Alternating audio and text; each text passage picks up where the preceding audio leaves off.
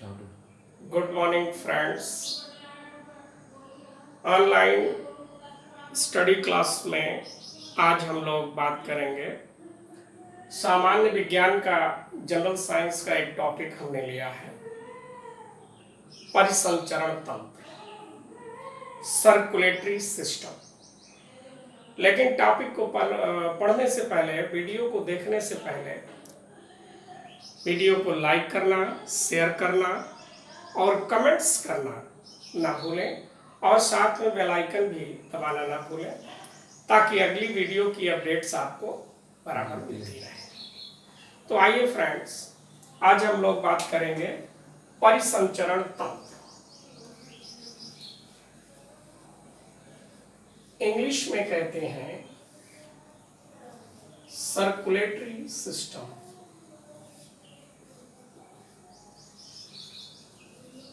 Circulatory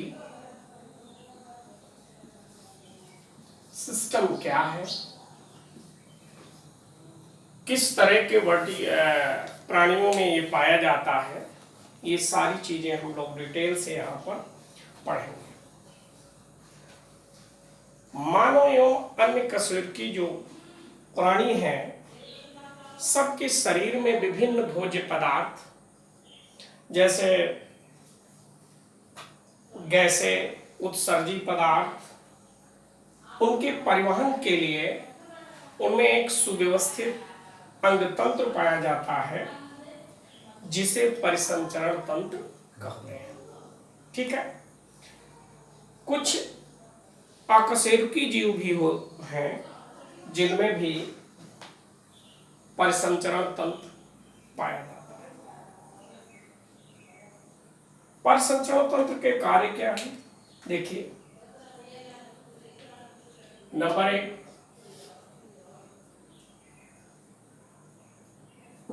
पोषक पदार्थों का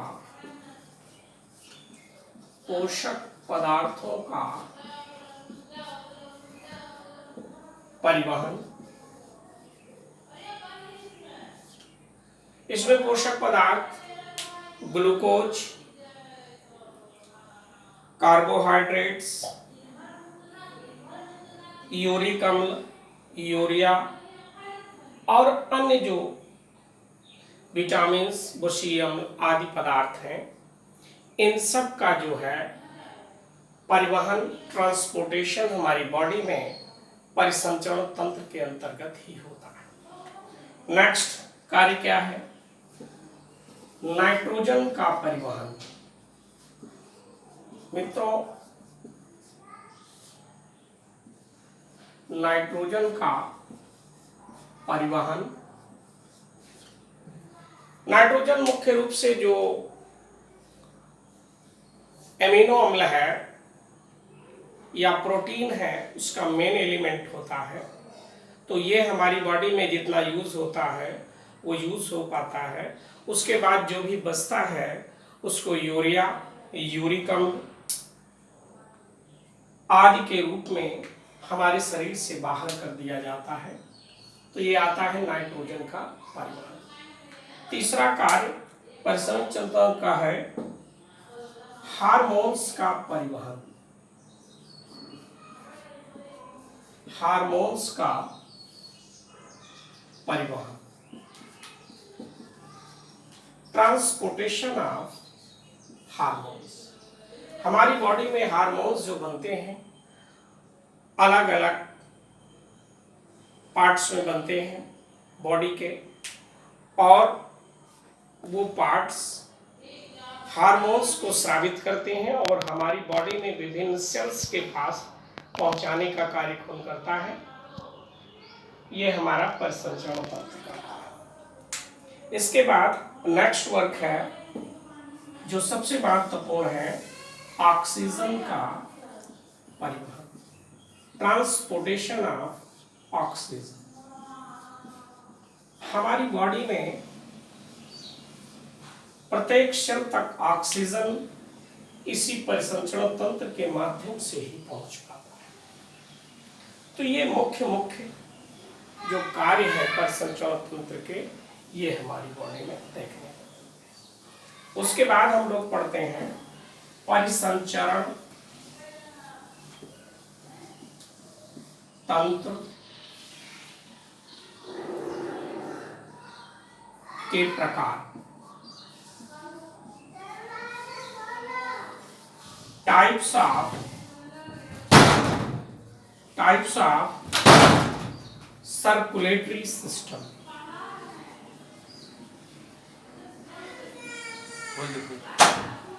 टाइप्स ऑफ सर्कुलेटरी सिस्टम। तो बेसिकली परिसंचरण तंत्र को दो भागों में बांटा गया है। देखिए मैं ऊपर बना देता हूँ। परिसंचरण तंत्र, इसको दो भागों में बांटा गया। नंबर 1 खुला परिसंचरण तंत्र,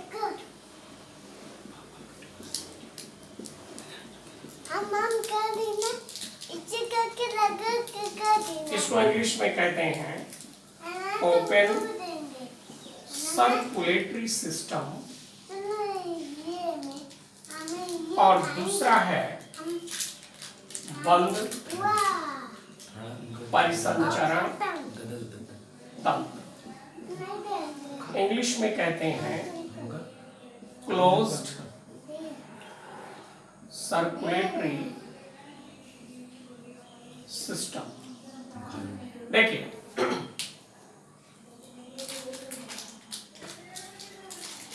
जो आर्थ्रोपोडा और मोलस्का संघ के प्राणी होते हैं उनमें खुला परिसंचरण तंत्र पाया जाता है।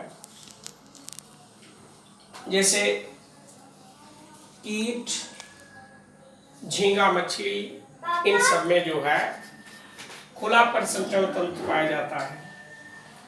लेकिन मनुष्य एवं वर्टिब्रेट्स जो प्राणी हैं उनमें बंद सर्कुलेटरी सिस्टम पाया जाता है।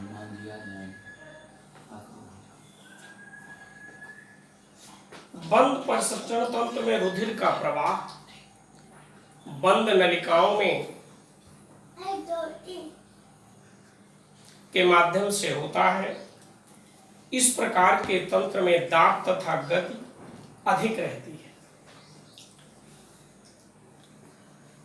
एवं पदार्थ ऊतक द्रव के द्वारा स्थानांतरित होते हैं और सभी प्रकार के कशेरुकी जीवों में बंद परिसंचरण होता है। इसके बाद आता है चूंकि मानव में बंद परिसंचरण तंत्र पाया जाता है, क्लोज्ड सर्कुलेटरी सिस्टम पाया जाता है।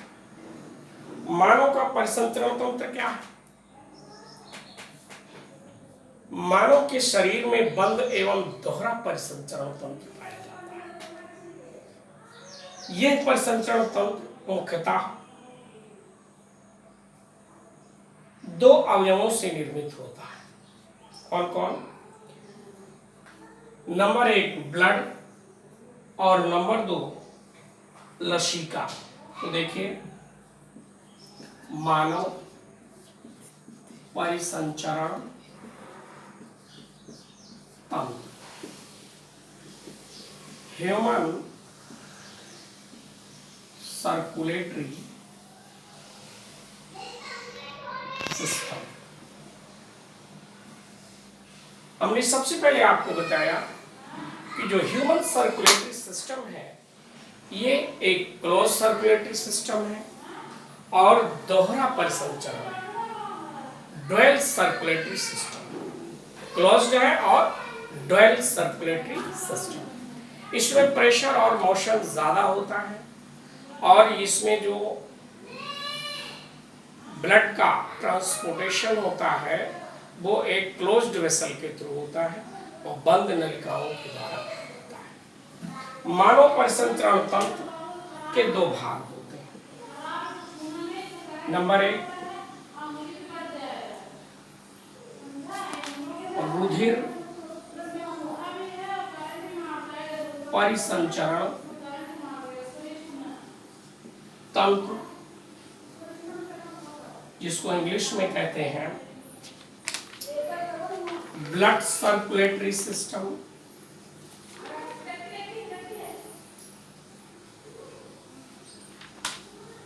और नेक्स्ट है बेटा लसिका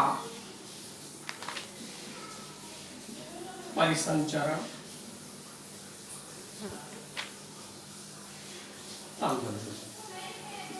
इंग्लिश में इसको क्या कहेंगे?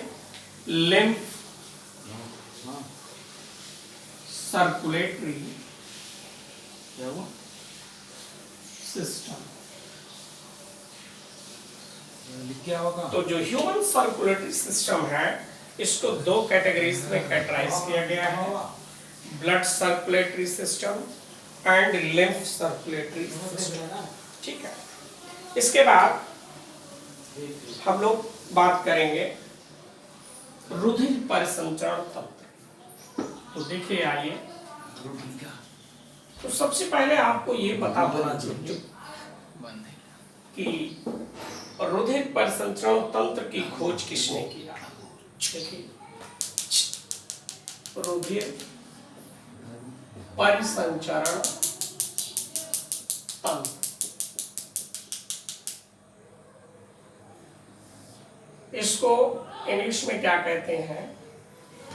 Blood circulatory system.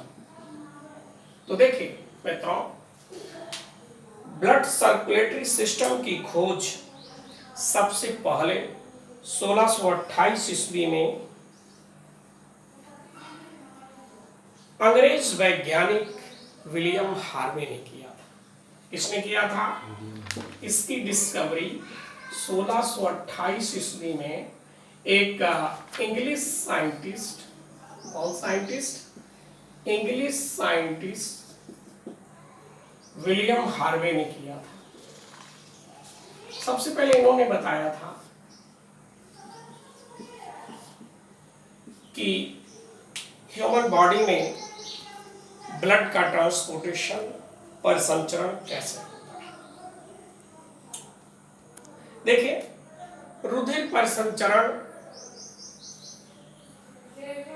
तंत्र की हृदय संबंधी तंत्र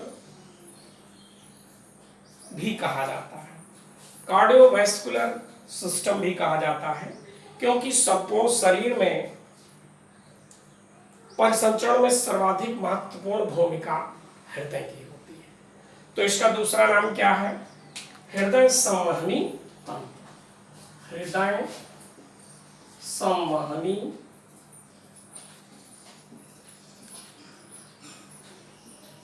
तंत्र किसका नाम है? ये रुधिर परिसंचरण तंत्र का दूसरा नाम है। क्यों नाम है? क्योंकि टोटल जो संपूर्ण वर्क जो है ब्लड ट्रांसपोर्टेशन का, वो हमारे हार्ट के थ्रू होता है। इसलिए देखिए, रुधिर परिसंचरण तंत्र को कितने भागों में बांटा गया? तो रुधिर परिसंचरण तंत्र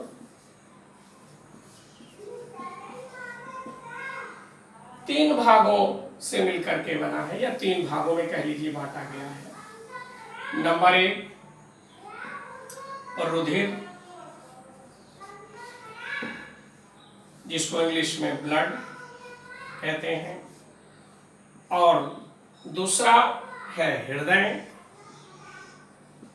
जिसको इंग्लिश में हार्ट कहते हैं, और थर्ड जो पार्ट है वो है रुधिर वाहिनियां। रुधिर वाहिनियां इंग्लिश में इनको कहते हैं ब्लड वेसल्स।